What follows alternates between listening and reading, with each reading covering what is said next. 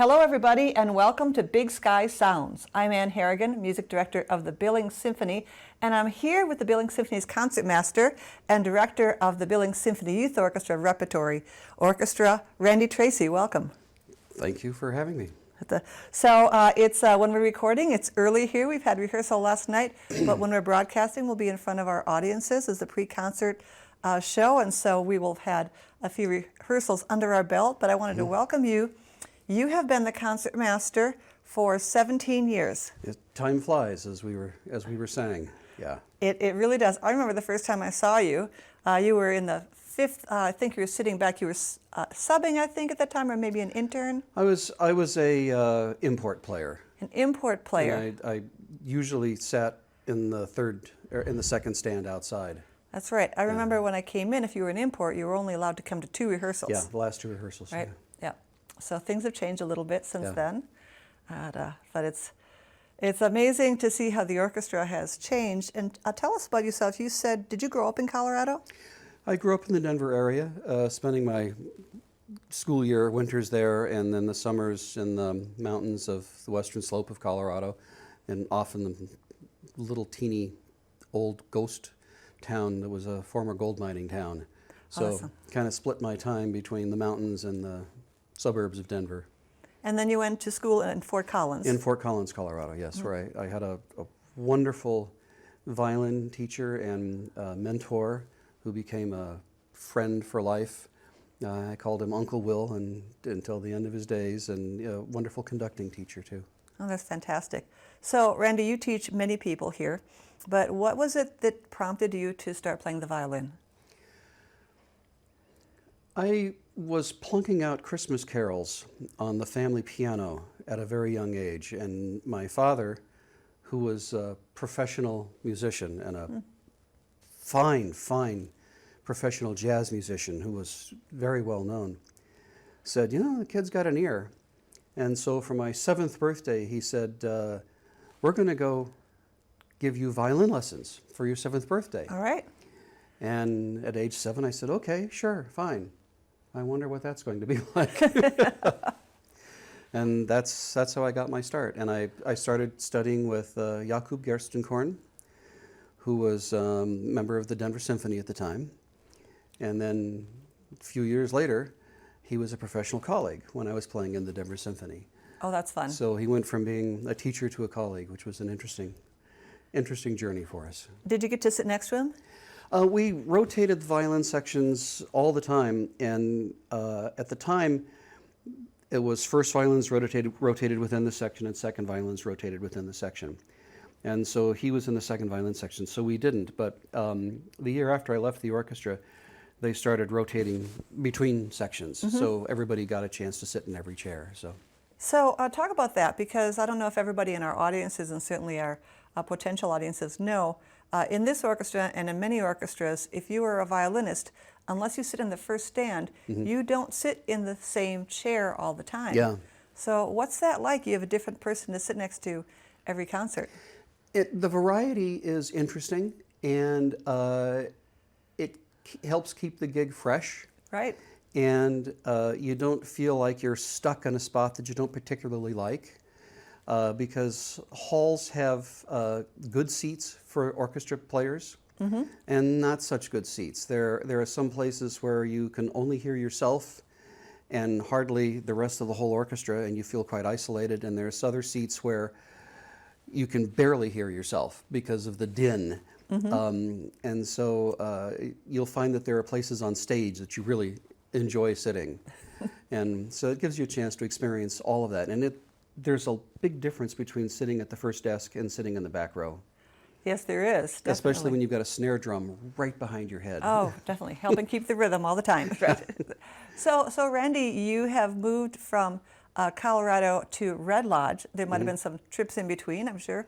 But I was concertmaster of the Carpenter Symphony Orchestra for 3 years in between, yeah. So you are a well-known fixture in Red Lodge, Montana. How long have you lived there? 39 years. I'm almost a local at this point. Exactly. Almost. Almost. Yeah. Not quite. One more year and maybe you'll be there, right? So you were talking about the experience of having your teacher and being a colleague, and now you're a teacher and you're a conductor of the youth orchestra. And in the concert on Saturday, we're going to be doing something we really just started last year with the Billings Symphony Youth Orchestra, which is a side-by-side performance. And I remember my first side-by-side. I mean, my eyes just went like that, right? When we had people from the Minnesota Orchestra and you got to sit right next to them. I remember mine in college where the Denver Symphony Orchestra was in residence, and all of a sudden I was sitting second chair with their fine concertmaster Harold Whippler, who, brilliant violinist, and boy, I was scrambling to keep up. I bet, I On know. Prokofiev Fifth. Oh, well, just that little piece there. Yeah. So, well, our students are going to be playing Mozart's Marriage of Figaro Overture. And it's very exciting because you and I have been here for a minute. And so we now have former students who are in the orchestra who are now either members or regular subs in the orchestra, quite a few of them. Yeah. And Becca Cook is going to be playing with us this concert, coming back from college. Rosie Weiss, I think I met when she was 8 years old, and she's been a regular returnee. So it's pretty exciting to see that transition and see these kids either go on to that or very successful careers. For example, Nicole Fitzek at now in medical school. And so it's not necessarily going into music, but just the accomplishments, I think, that being in a youth orchestra prepares you for, and the confidence. I think it makes a huge difference in the development of a young person.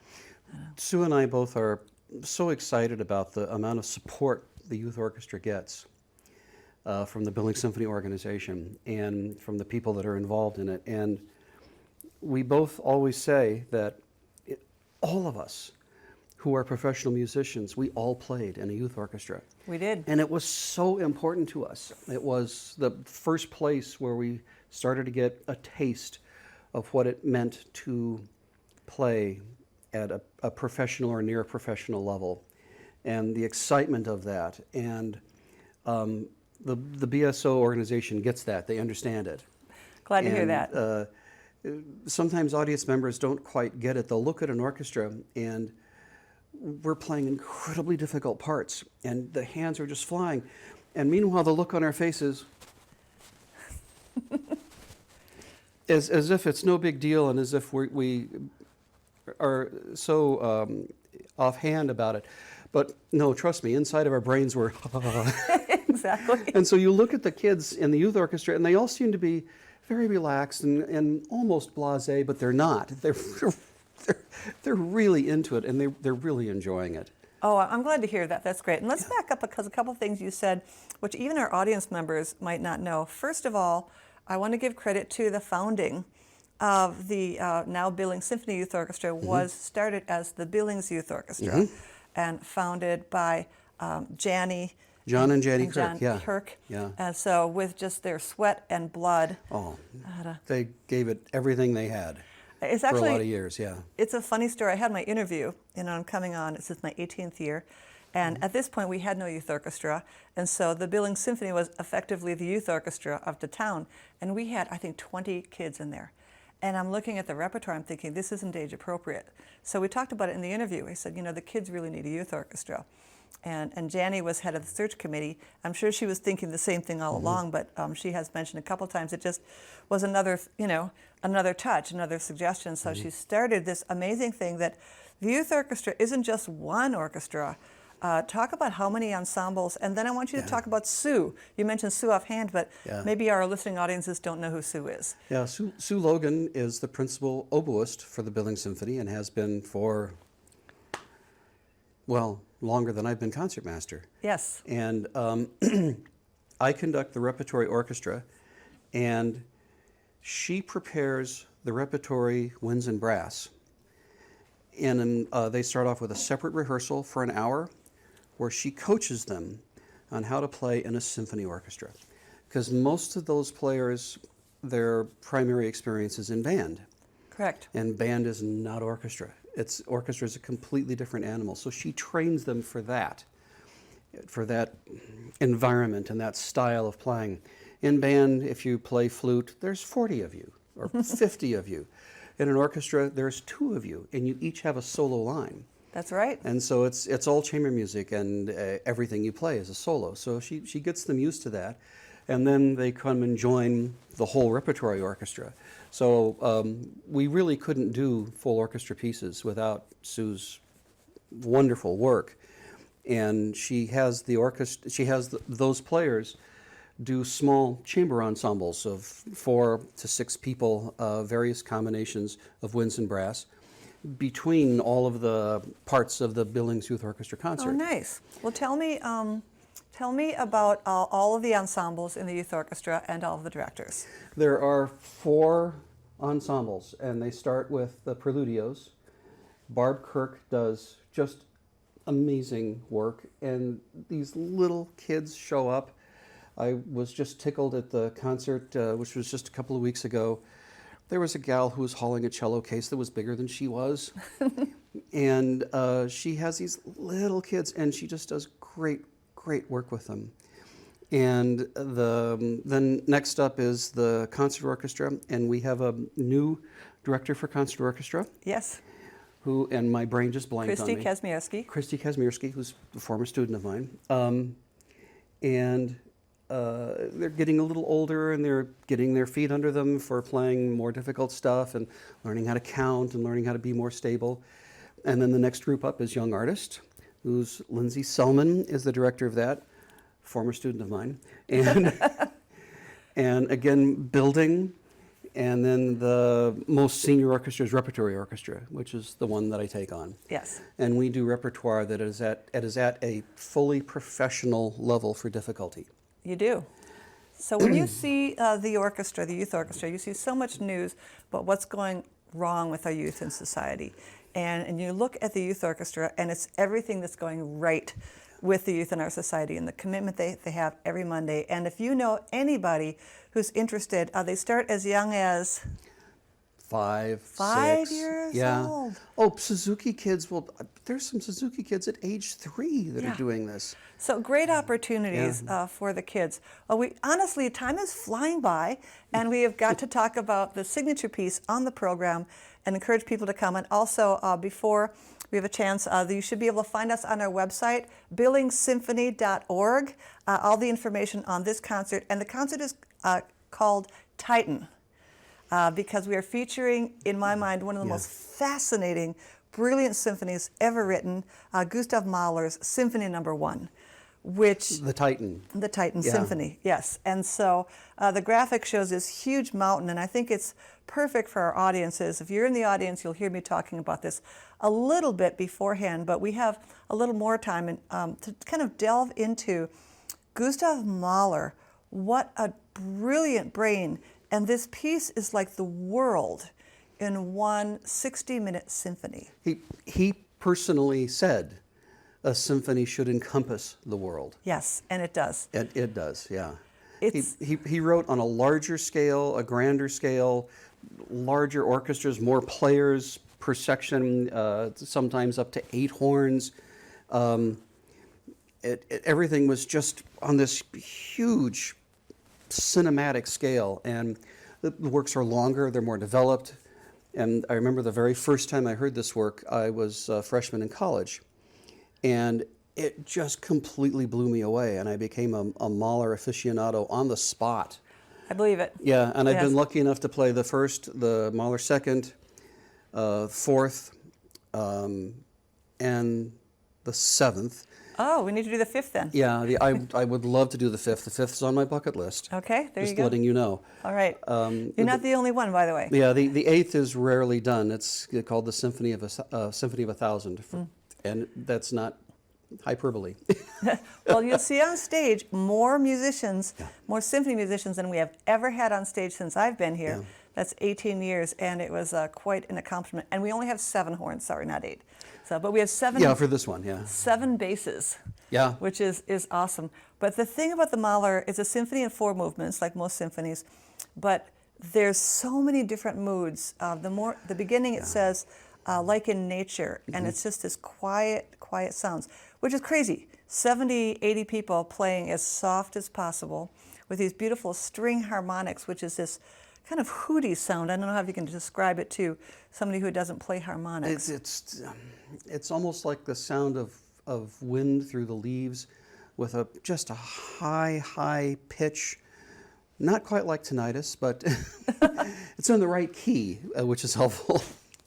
Yeah, and then you hear the sound of the cuckoo bird. Yes, the birds. Bum bum, bum bum, which we don't have in North America, but they're endemic in the forests of Europe, and so that would be very, very evocative to somebody from Vienna or Germany or any place in Europe. And here we kind of wonder what that means. Huh? That's the cuckoo bird. Oh, definitely. All these sounds of nature.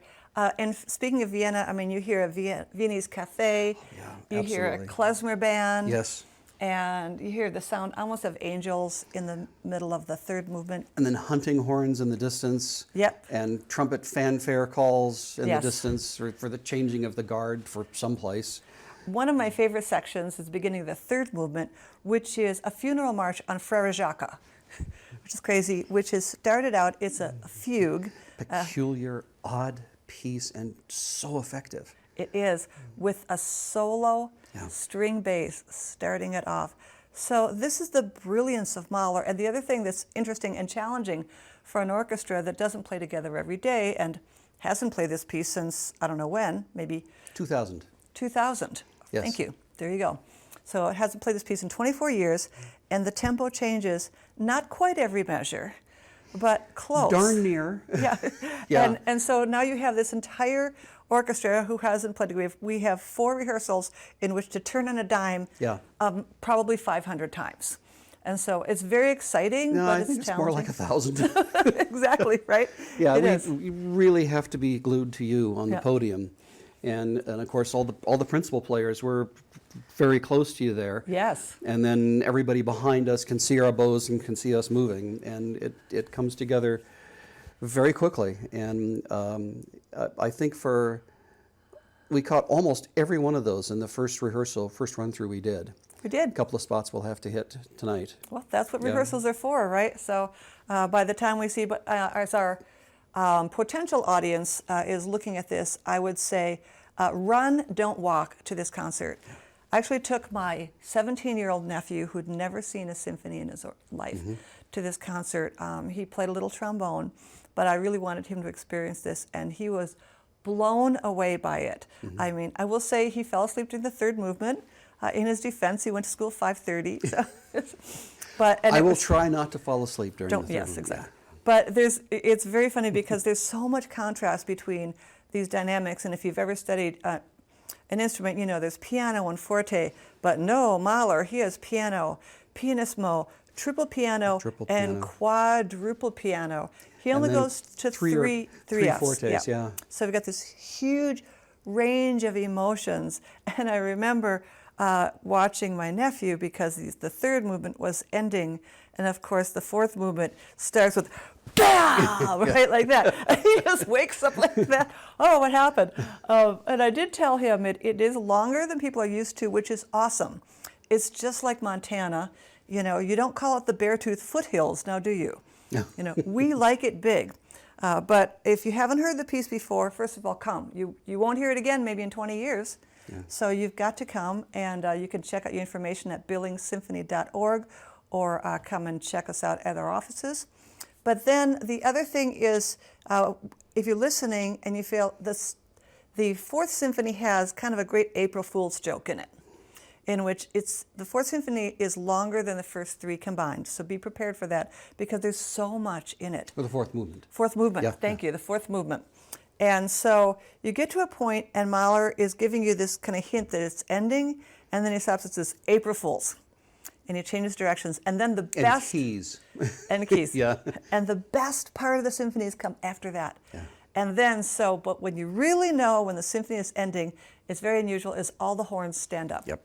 And it's glorious. Mahler wanted the horns to stand to get the bells up higher. Yes. So that the sound of the horns projects off of the back wall and it increases in volume for the audience. It's so brilliant. I'm so excited to be doing this with you, and we work together so closely, and it's just I just know that you're right there and reading my mind. It's a little scary, like we're like an old married couple at this point, So, but it's wonderful. Yeah. Again, check us out at billingssymphony.org.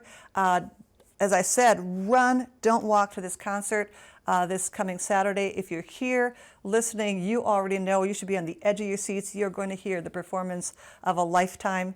And this is Big Sky Sounds. I'm Anne Harrigan and Randy Tracy. Thank you very much for listening.